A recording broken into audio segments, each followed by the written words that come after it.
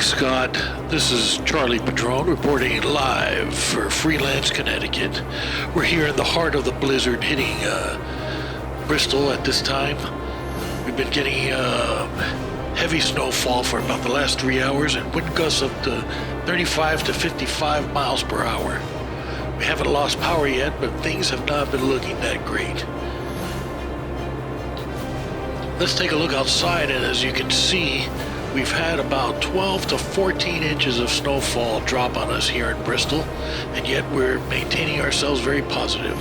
As you know, Scott, I'm a transplant from Miami, Florida, and I have to tell you, this is my first blizzard, and yet I am happier to be here than I am to be in Florida with that Governor Ron DeSantis. Now that's a real piece right there.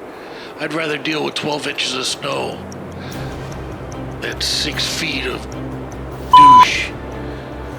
Well, anyway, as you can see, we have the birds are out and everybody seems to be happy here in Connecticut. I can tell you that I am too. So thanks for coming out to me here at Freelance, Connecticut, and let's enjoy the birds and the snow during this blizzard of 2022. Thank you. Back to you, Scott.